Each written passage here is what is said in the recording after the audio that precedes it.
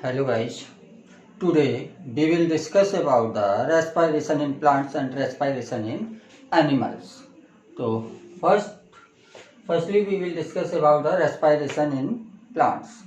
Respiration plants की बात करें तो प्लांट्स में रेस्पायरेशन में के लिए कोई स्पेशल ऑर्गन नहीं होता है। जैसे एनिमल्स में स्पेशल ऑर्गन्स होते हैं रेस्पायरेशन के लिए, लेकिन प्लांट्स में कोई ऐसे स्पेशल ऑर्गन्स नहीं होते हैं।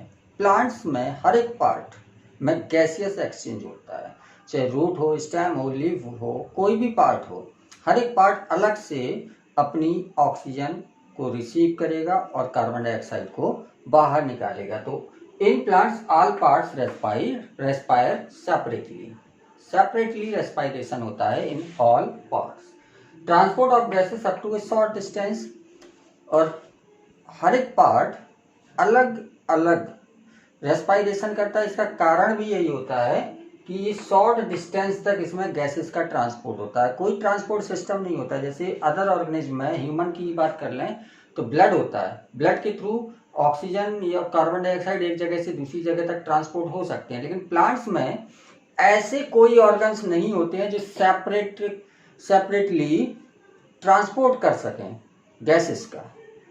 Third point, respiration slow rate से होता है। जो गैसेस होती हैं ये एक सेल से दूसरी सेल में, दूसरी सेल से तीसरी सेल में डिफ्यूजन के थ्रू जाती हैं, और डिफ्यूजन की प्रोसेस होती है ये बहुत स्लो होती है। इसीलिए प्लांट्स को हर एक पार्ट में, मान लीजिए इस पार्ट में कोई ऑक्सीजन गई तो वो यहाँ तक पहुँचने में बहुत टाइम लेगी, तब तक ये सेल खत्म हो जाएगी, मर जाएगी। तो ये पार्ट में जो सेल होगी वो ऑक्सीजन को अंदर लेगी, कार्बन डाइऑक्साइड को बाहर निकालेगी। इसके पार्ट इस तरफ यहाँ ये वाला पार्ट भी ऑक्सीजन अलग से लेगा और कार्बन डाइऑक्साइड को अलग से बाहर निकालेगा। तो अलग अलग पार्ट अलग अलग रेस्पायरेशन करते हैं। तो रेस्पायरेशन अलग अलग पार्ट में कैसे होता है उसको हम देखते हैं। रेस्पायरेशन रूट्स में कैसे होता है, स्टेम में कैसे होता है और लीव्स में कैसे होता है। तो अगर हम रूट्स की बात करें तो रूट्स वाला हिस्सा जमीन के अंदर रहता है।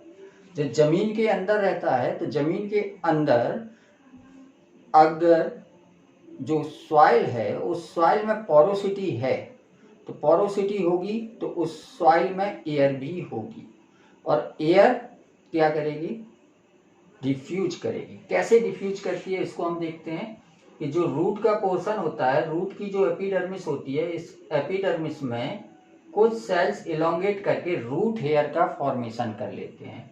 ये रूट हेयर का फॉर्मेशन हो गया, रूट हेयर। और यही रूट हेयर ऑक्सीजन के कांटेक्ट में आती है और ऑक्सीजन डिफ्यूजन करके रूट हेयर के अंदर चली जाएगी। इसके बाद इसके नीचे कॉर्टेक्स की जो सेल्स होती हैं, इन सेल्स में ऑक्सीजन डिफ्यूज करके थोड़ी दूर तक ट्रेवल कर जाती है। तो रूट्स में जो ऑक्सीजन इंटर करती है वो इंटर करती है थ्रू रूट हेयर। इसी तरह से सेल के अंदर जो कार्बन डाइऑक्साइड बनेगी, ये कार्बन डाइऑक्साइड ट्रांसपोर्ट करके रूट तक आएगी और रूट हेयर से ये बाहर निकल जाएगी। तो रूट हेयर्स ऑक्सीजन को अंदर ले जाते हैं और कार्बन डाइऑक्साइड को बाहर निकालते हैं। लेकिन इसमें एक कंडीशन ऐड होती है कि सॉइल जो होनी चाहिए, जिस सॉइल में प्लांट की ग्रोथ हो रही है, वो सॉइल कैसी होनी चाहिए, पोरस होनी चाहिए। इसीलिए हम प्लांट्स की गुड़ाई करते रहते हैं कि एयर जो हो उसमें पोरोसिटी बनी रहे। अगर हम किसी प्लांट्स को वाटर लॉगिंग की कंडीशन में रख दें, मतलब उसमें पानी भरा रहेगा तो क्या होगा, सॉइल के अंदर की जो पोर्स हैं उन पोर्स में भी वाटर भर जाएगा, एयर वहां से बाहर चली जाएगी। जब एयर बाहर चली जाएगी तो क्या होगा, रूट्स एब्जॉर्ब नहीं कर पाएंगे ऑक्सीजन को और कार्बन डाइऑक्साइड को बाहर नहीं निकाल पाएंगे। जब रूट्स में कार्बन डाइऑक्साइड बाहर नहीं निकलेगी और ऑक्सीजन अंदर नहीं जाएगी तो रूट में रेस्पायरेशन नहीं हो पाएगा, एरोबिक रेस्पायरेशन नहीं हो पाएगा। और जब एरोबिक रेस्पायरेशन नहीं होता है तब क्या होता है, एनारोबिक रेस्पायरेशन स्टार्ट हो जाता है। और एनारोबिक रेस्पायरेशन स्टार्ट होगा तो रूट्स में अल्कोहल का फॉर्मेशन स्टार्ट हो जाएगा, और ये अल्कोहल प्लांट्स की रूट के लिए टॉक्सिक मटेरियल की तरह वर्क करता है और रूट्स की डेथ हो जाती है।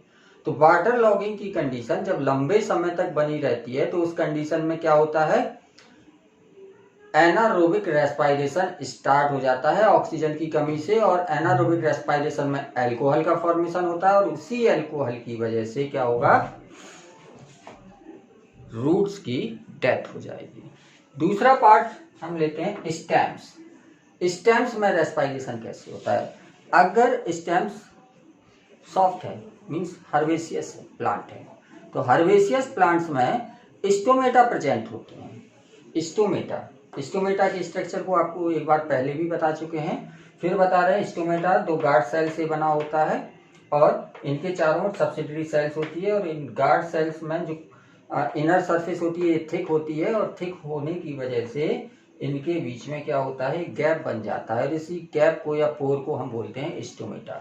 और ड्यूरिंग डे टाइम ये स्टोमेटा ओपन होते हैं, और ड्यूरिंग नाइट ये स्टोमेटा क्लोज कर जाते हैं।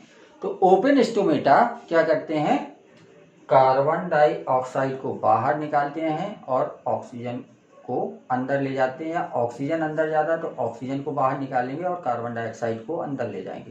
प्लांट्स में ये नीड पर डिपेंड करता है। प्लांट्स में दोनों प्रोसेस होती हैं, फोटोसिंथेसिस भी होती है, रेस्पायरेशन भी होती है।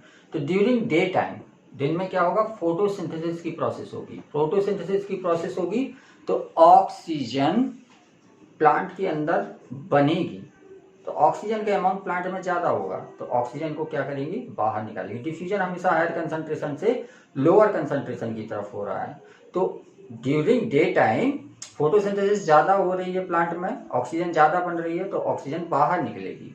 और फोटोसिंथेसिस के लिए कार्बन डाइऑक्साइड की जरूरत पड़ती है। रेस्पायरेशन में भी कार्बन डाइऑक्साइड बनती है, लेकिन वो सफिशिएंट नहीं होती है, तो बाहर से कार्बन डाइऑक्साइड अंदर जाएगी और अंदर से ऑक्सीजन बाहर निकल के आएगी। लेकिन ड्यूरिंग नाइट में क्या होता है, स्टोमेटा क्लोज हो जाते हैं। स्टोमेटा क्लोज हो जाएंगे और रात में फोटोसिंथेसिस भी नहीं होती है। जब फोटोसिंथेसिस नहीं होगी तो क्या होगा, केवल रेस्पायरेशन होगा। रेस्पायरेशन में कार्बन डाइऑक्साइड बनेगी और ऑक्सीजन यूज होगी। तो ऑक्सीजन यूज जो होती है, कार्बन डाइऑक्साइड बन रही है, तो नाइट टाइम में उल्टा हो जाएगा। कार्बन डाइऑक्साइड अंदर जाएगी और ऑक्सीजन बाहर आएगी, लेकिन स्टोमेटा से नहीं जाएगी, थ्रू डिफ्यूजन से जाएगी। अदर पार्ट से जो डिफ्यूजन हो रहा है उससे जाएगी। अदर पार्ट्स और क्या हो सकते हैं, जैसे मान लीजिए कोई बूढ़ी स्टेम है, मोटा पेड़ है, उसमें तो स्टोमेटा एब्सेंट होंगे। क्यों, बाहर बार्क का फॉर्मेशन हो जाएगा, और बार्क या कॉर्क है अगर बाहर तो वो कड़ी होती है, उसमें स्टोमेटा एब्सेंट होंगे, डेड होती है वो। तो स्टोमेटा जब एब्सेंट होते हैं थिक प्लांट्स में, तो उनमें एक स्पेशल स्ट्रक्चर होते हैं लेंटिकल्स। ये लेंटिकल्स क्या करते हैं, इनमें ये बार्क का पोर्शन बनाया हुआ है, इस बार्क में कई जगह पर ये छोटे छोटे से पोर्स बन जाते हैं। छोटे नहीं, ये काफी लार्ज पोर होते हैं, फटी हुई लकड़ी टाइप की दिखती है, वो लेंटिकल्स होते हैं। और इनके नीचे पैरेन्काइमा की सेल्स होती हैं। तो यहाँ पर जो अंदर एयर आ रही है, ये एयर इन सेल्स के थ्रू डिफ्यूज कर जाती है अप टू शॉर्ट डिस्टेंस। और थिक प्लांट्स में लेंटिकल्स की वजह से रेस्पायरेशन होगा। तो रेस्पायरेशन प्लांट्स में के स्टेम में या तो स्टोमेटा से होगा या लेंटिकल से होगा। अगर थिन है, हर्बेशियस प्लांट्स हैं, तो स्टोमेटा से होगा, और अगर थिक प्लांट्स हैं, वुडी प्लांट्स हैं, तो उनमें लेंटिकल से रेस्पायरेशन होगा। This is respiration through stems, respiration in stems. Last आता है रेस्पायरेशन थ्रू लीव्स, या रेस्पायरेशन इन लीव्स। तो लीव्स में जो रेस्पायरेशन होना होता है, तो लीव्स की अपर सरफेस या लोअर सरफेस पर स्टोमेटा प्रेजेंट होते हैं। स्टोमेटा और लीव्स में बहुत ज़्यादा नंबर पर स्टोमेटा प्रेजेंट होते हैं, और उन्हीं स्टोमेटा के थ्रू लीव्स में गैसियस एक्सचेंज होता है। तो मैक्सिमम जो गैसियस एक्सचेंज होगा वो लीफ वाले पोर्शन से होगा। और प्लांट के रेस्पायरेशन के बाद अब हम आते हैं रेस्पायरेशन इन एनिमल्स। एनिमल्स की रेस्पायरेशन की बात करें तो अलग अलग एनिमल्स में अलग अलग तरह के रेस्पायरेटरी ऑर्गन्स प्रेजेंट होते हैं। जैसे यूनिसेलुलर ऑर्गेनिज्म की हम बात करें, जैसे अमीबा है, पैरामीशियम है, ये यूनिसेलुलर ऑर्गेनिज्म होते हैं। इनमें क्या होता है, सेल के बाहर केवल सेल मेम्ब्रेन या प्लाज्मा मेम्ब्रेन प्रेजेंट होती है, बाकी अंदर साइटोप्लाज्म भरा रहता है। तो इसमें कुछ नहीं होता है, एक ही सेल है, छोटी सी जगह है, कोई ट्रांसपोर्ट की जरूरत नहीं है, तो ये क्या करेंगे, बाहर जो पानी है, ये जनरली एक्वेटिक होते हैं, अमीबा है, पैरामीशियम है, पानी में ही पाए जाते हैं। तो वाटर में जो ऑक्सीजन का कंसंट्रेशन है वो ज़्यादा होगा सेल के अंदर से। क्यों? सेल के अंदर जो ऑक्सीजन होगी वो रेस्पिरेशन में यूज कर ली जाएगी, तो सेल के अंदर ऑक्सीजन की हमेशा कमी बनी रहेगी। तो बाहर से डिफ्यूज करके ऑक्सीजन अंदर चली जाएगी, प्लाज्मा मेम्ब्रेन के थ्रू डिफ्यूजन हो सकता है। और कार्बन डाइऑक्साइड जो रेस्पिरेशन में बनती है सेल के अंदर, वो कार्बन डाइऑक्साइड डिफ्यूजन के थ्रू बाहर चली जाएगी। तो यूनिसेलुलर ऑर्गेनिज्म में कोई स्पेशल ऑर्गन्स प्रेजेंट नहीं होते हैं या स्पेशल रेस्पिरेटरी सिस्टम प्रेजेंट नहीं होता है। लेकिन जैसे ही हम मल्टी सेलुलर ऑर्गेनिज्म की बात करते हैं, तो मल्टी सेलुलर ऑर्गेनिज्म में अलग अलग टाइप के रेस्पिरेटरी ऑर्गन्स का फॉर्मेशन होने लगता है। जैसे अर्थवर्म पे आए, अर्थवर्म में मॉइस्ट स्किन होती है, स्किन जो हमेशा मॉइस्ट बनी रहती है, स्किन के ऊपर क्यूटिकल की लेयर होती है जो कि स्किन को मॉइस्ट बना के रखती है। इस स्किन के थ्रू, ये अर्थवर्म है, इस अर्थवर्म में स्किन जो ऊपर मॉइस्ट है, इस मॉइस्ट स्किन से डिफ्यूजन होगा, ऑक्सीजन अंदर जाएगी और कार्बन डाइऑक्साइड बाहर निकलेगी। और ये बाहर निकल रही है, लेकिन अब ये बहुत छोटा ऑर्गेनिज्म नहीं है, तो इसमें ट्रांसपोर्ट की जरूरत पड़ेगी, ऑक्सीजन को एक जगह से दूसरी जगह ले जाना पड़ेगा। तो ये ऑक्सीजन कैसे जाएगा एक जगह से दूसरी जगह? अर्थवर्म के अंदर ब्लड वेसल्स होती हैं जिनमें ब्लड फ्लो करता है, और ब्लड में क्या होता है, ऑक्सीजन को बाइंड करने के लिए पिगमेंट्स होते हैं, हीमोग्लोबिन वगैरह। तो जैसे ह्यूमन की बात करें तो ह्यूमन में हीमोग्लोबिन होता है जो कि बाइंड करता है ऑक्सीजन को, और ऑक्सीजन को अपने साथ बांध के एक जगह से दूसरी जगह ले जाता है। इसी तरह से एक पिगमेंट्स होता है अर्थवर्म में भी, वो पिगमेंट क्या करता है, ऑक्सीजन यहाँ से एब्जॉर्ब हुई, ब्लड में मिक्स हुई, ब्लड के साथ एक जगह से दूसरी जगह तक ट्रांसपोर्ट हो जाएगा, और इसकी जो ब्रांचेज होती हैं ब्लड वेसल्स की, ये ब्रांचेज पूरी बॉडी में ऑक्सीजन को डिफ्यूज करा देगा। एक्वाटिक एनिमल्स की बात करें तो एक्वाटिक एनिमल्स में गिल्स होते हैं, गिल्स के थ्रू रेस्पिरेशन होता है। तो कोई भी एक्वाटिक एनिमल्स ले लें, चाहे वो एक्वाटिक इंसेक्ट हो, चाहे वो फिश हो, कोई भी एक्वाटिक एनिमल होगा, तो उस एक्वाटिक एनिमल्स में क्या होगा, गिल्स प्रेजेंट होंगे रेस्पिरेशन के लिए। और गिल्स में कैसे रेस्पिरेशन होता है, जैसे हम एक फिश ले लें, फिश में यहाँ पर लेटरल साइड में इस तरह से म्यूकस मेम्ब्रेन के फोल्ड्स होंगे, इनको हम गिल्स बोलेंगे। इनके ऊपर एक ढक्कन जैसा स्ट्रक्चर होता है, उसको अपर कुलम बोलते हैं। तो फिश क्या करती है, माउथ से वाटर को अंदर ले जाती है और गिल्स से बाहर निकाल देती है। माउथ से वाटर को अंदर ले जाएगी और गिल्स से बाहर निकाल देगी। और इस प्रोसेस में क्या होगा, जब ये गिल्स के थ्रू बाहर निकलेगा तो गिल्स पतली मेम्ब्रेन है और उसमें ब्लड कैपिलरीज बहुत ज्यादा होती हैं। तो जो ब्लड और पानी के बीच में पतली सी मेम्ब्रेन है, और उस मेम्ब्रेन से क्या होगा, डिफ्यूजन हो जाएगा, ऑक्सीजन ब्लड वेसल्स में चली जाएगी कैपिलरीज में, और कार्बन डाइऑक्साइड कैपिलरीज से निकल के वाटर में चले जाएगा। तो गिल्स के थ्रू रेस्पिरेशन होता है इन एक्वाटिक मैमल्स।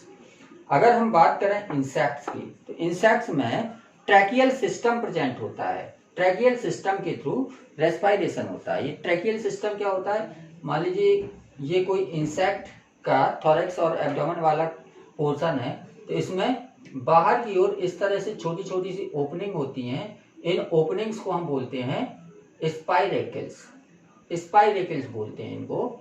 और ये ओपनिंग हमेशा खुली रहती हैं, हमेशा खुली रहती हैं। और इन स्पाइरेकल्स से एक ट्रैकियल सिस्टम स्टार्ट होता है। ट्रैकियल सिस्टम इस तरह से ढेर सारी ब्रांचिंग होगी इसकी ट्यूब्स की, और ये ट्रैकियल सिस्टम हर एक सेल्स तक जाकर ऑक्सीजन को पहुंचा देगा। तो ऑक्सीजन इससे अंदर जाएगी और इसके अंदर जो कार्बन डाइऑक्साइड बनती है वो इसी के थ्रू बाहर आ जाएगी। तो ट्रैकियल सिस्टम के थ्रू या ट्रैकिया के थ्रू रेस्पिरेशन होता है इनटू इंसेक्ट्स। लैंड एनिमल्स की हम बात करें तो ज़्यादातर लैंड एनिमल्स जो होते हैं, जैसे ह्यूमंस हैं या हॉर्स हैं, बर्ड्स हैं, ये लैंड एनिमल्स हैं जो जमीन पर रहते हैं। इन लैंड एनिमल्स में रेस्पिरेशन होता है थ्रू लंग्स। लंग्स का स्ट्रक्चर हमें डिटेल में पढ़ना है, ह्यूमन रेस्पिरेटरी सिस्टम हम डिटेल में पढ़ेंगे।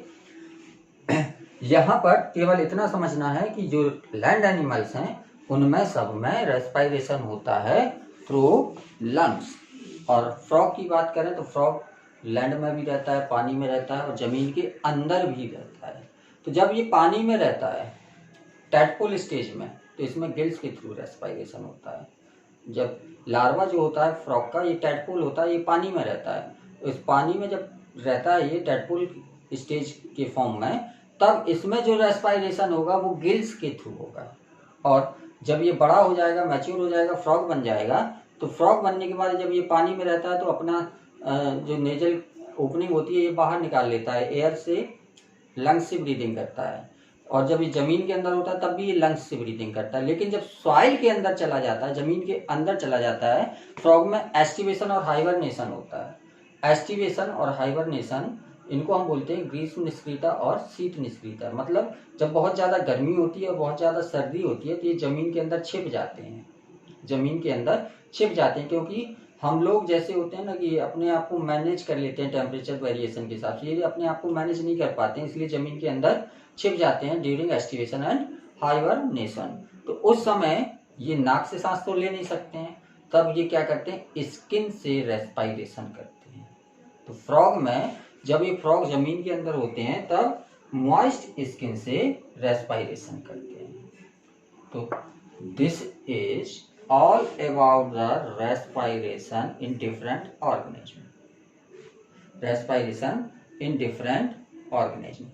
अब हमें डिटेल में पढ़ना है रेस्पायरेशन इन ह्यूमंस। इसको कंटिन्यू करेंगे नेक्स्ट टाइम पर।